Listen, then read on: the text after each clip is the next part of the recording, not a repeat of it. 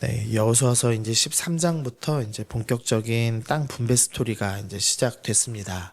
이틀에 걸쳐서 지금 요단강 동편에 있는 이제 두 지파 반, 이 루벤, 갓, 그리고 므낫세 지파 중에 이제 절반 지파, 이제 반 지파라고 부르죠. 그래서 이 두 지파 반이 땅을 분배받는 것을 이제 우리가 살펴보았습니다.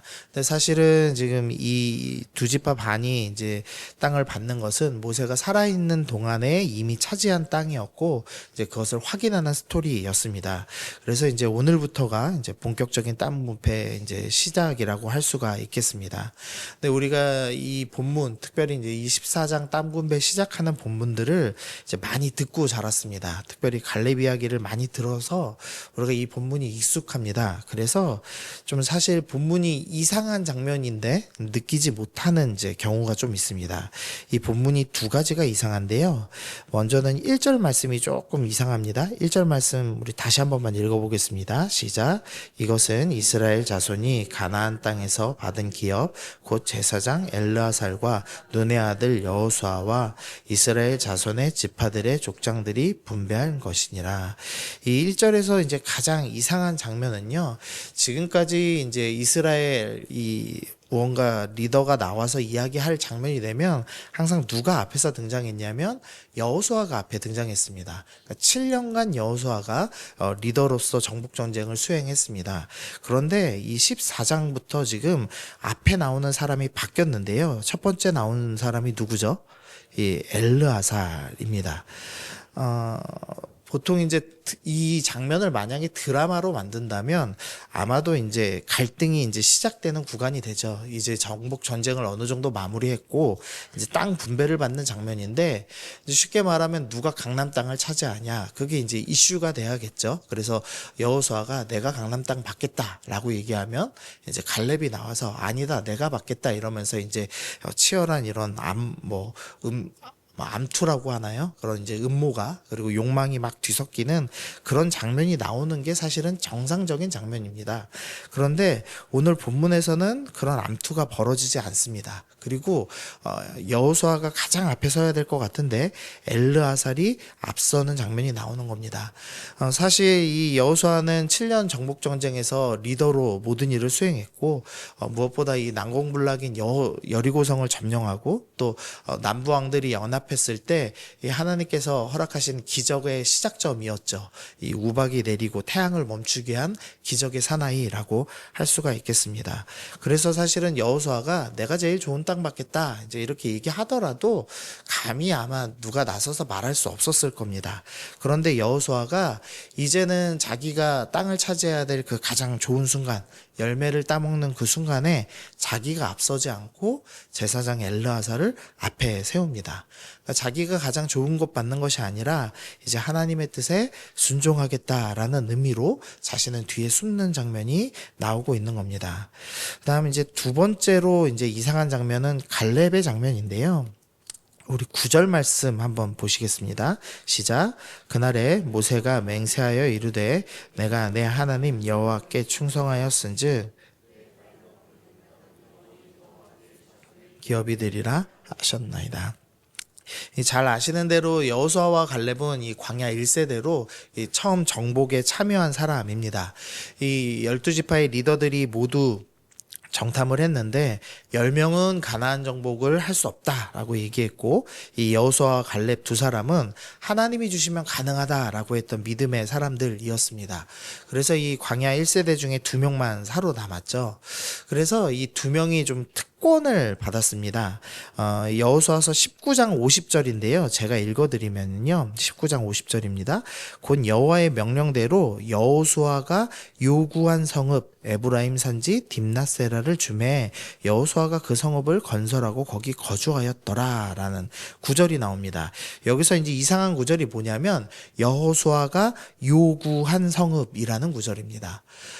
지금 이스라엘 지파들은 어떻게 땅 분배를 받고 있냐면 제비뽑기에서 분배를 받고 있습니다.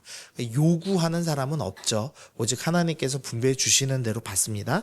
그런데 딱 두 사람은 지금 요구를 하고 있는 겁니다. 하나는 여호수아고, 그리고 두 번째는 오늘 본문에 나오는 갈렙이 땅을 요구하고 있는 겁니다. 왜 이렇게 요구하냐면 하나님께서 이 두 명 믿음의 사람에게만 이 땅을 요구할 수 있는 특권을 주신 겁니다. 그래서 땅을 요구할 수 있는 거죠. 그럼 여러분 이제 일반적으로 이제 땅을 요구한다. 그러면 어떤 땅 받으시겠습니까? 이 한반도에서 땅을 받는다면 뭐 받고 싶으세요? 예, 보통 이제 강남, 뭐 여의도, 조금 이제 그래도 좀 양심 있으신 분은 제주도 뭐 이 정도 아마 생각하시겠죠. 경치도 좋고 땅값도 좀 괜찮은 그런데 생각하시기 쉽습니다. 그런데 이제 갈렙이 좋은 땅을 요구하는 게 상식적입니다. 갈렙은 요구할 권한도 지금 있고, 그리고 갈렙은 여호수아와 동급인 지도자죠. 그리고 이제 무엇보다 이 갈렙은 가장 병력이 큰 유다 지파의 리더입니다. 그러니까 요구하면은 거절할 만한 사람이 아무도 없습니다. 그런데 지금 갈렙이 어떤 요구를 하냐면 이 13절에 보시면은요, 여호수아가 여분네 아들 갈렙을 위하여 축복하고 헤브론을 그에게 주어 기업을 삼게 하였다라고 합니다. 지금 갈렙이 어디를 요구했냐면 헤브론을 요구했습니다. 근데 그 헤브론은 어떤 곳이냐? 12절 보시면 그날에 여호와께서 말씀하신 이 산지를 지금 내게 주소서. 당신도 그날에 들으셨거니와 그곳에는 아낙 사람이 있고 그 성읍들은 크고 견고할지라도. 지금 이 헤브론이라는 땅은 어떤 곳이냐? 아낙 사람 있는 곳입니다.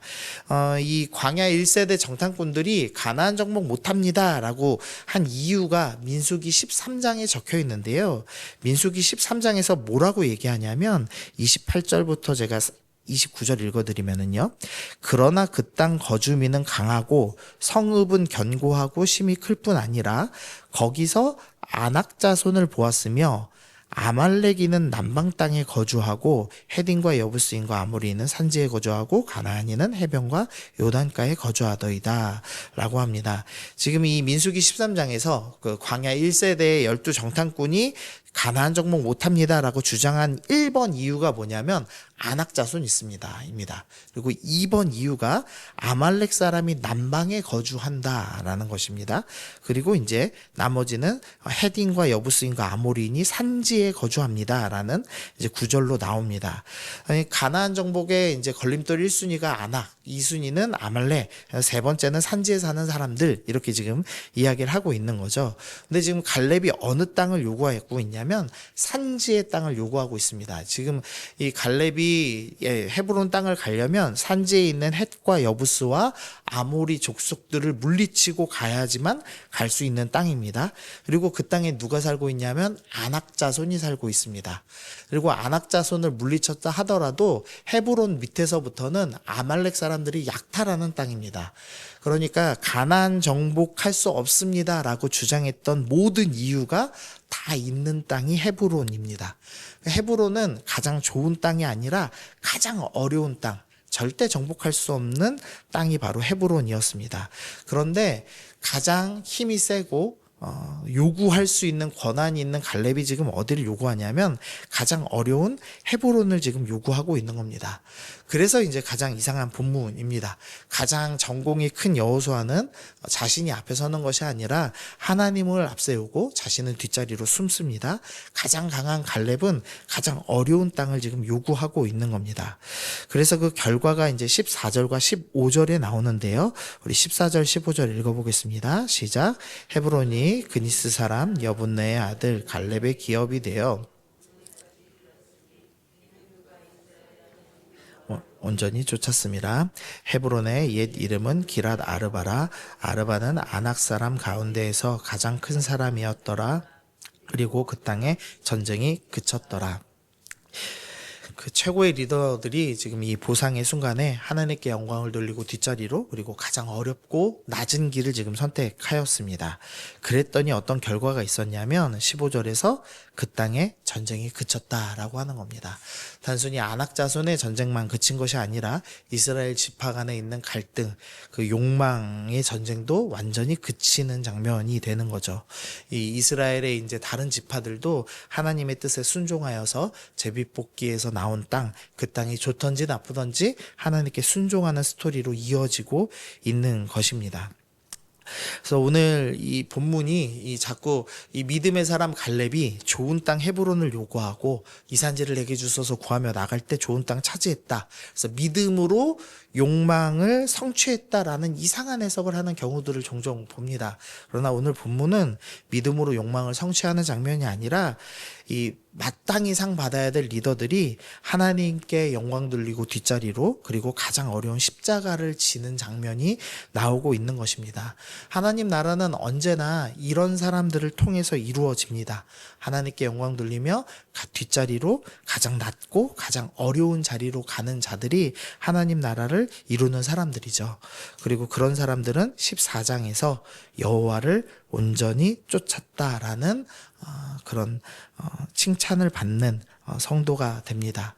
이 잠언 25장 13절에 이런 구절이 있는데요. 충성된 사자는 그를 보낸 이에게 마치 추수하는 날의 얼음 냉수와 같아서 능히 그 주인의 마음을 시원하게 하느니라.